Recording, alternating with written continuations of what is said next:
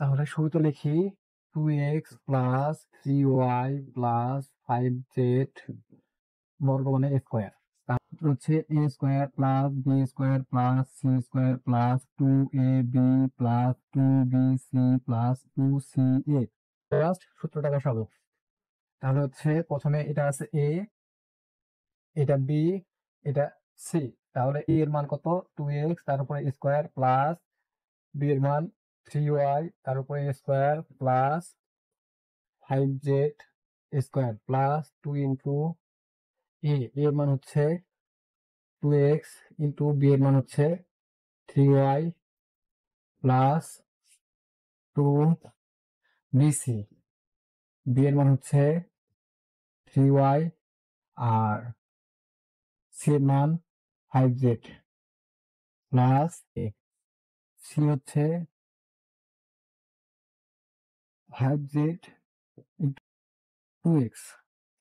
Square করি, square করলে হবে এটা 4x স্কোয়ার, এটা হবে প্লাস 3 থেকে 9 y square plus 5 5 35 z square, তারপরে প্লাস 2 2 4, 4 3 12 x আর y আছে xy plus 2 2 4, 4 5 sorry 3 2 6 5 6 30 y z plus 5 2 10 যত 20 zx। এটা অ্যান্সার। এটার উপরে স্কোয়ার দিব, তারপর এটা হচ্ছে a, এটা b, এটা c। তাহলে হচ্ছে আমাদের প্লাসের সূত্র আছে, এই যে এখানে লিখে রাখছি প্লাসের সূত্র এইটুকু, a plus b plus c whole square. তাহলে আমরা এখানে প্লাস দিয়ে নিব 5a প্লাস, আর এই যে মাইনাস 6b আছে, মাইনাস 6bটা ব্র্যাকেটের ভিতরে আনবো, প্লাস দিয়ে মাইনাস 7c আছে ব্র্যাকেটের ভিতরে আনবো, তারপরে স্কোয়ার।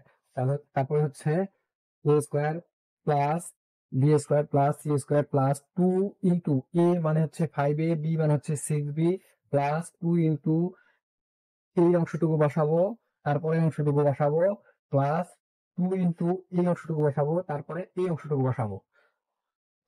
তারপর হচ্ছে এটা ক্যালকুলেশন করলে হয় 25 a স্কোয়ার, এটা ক্যালকুলেশন করলে হয় 36 b স্কোয়ার, এটা ক্যালকুলেশন করলে হয় 49 c স্কোয়ার, এটা ক্যালকুলেশন করলে হয় 60 ab, আর এটা ক্যালকুলেশন করলে হয় 84 bc, আর এটা ক্যালকুলেশন করলে হয় 70 c।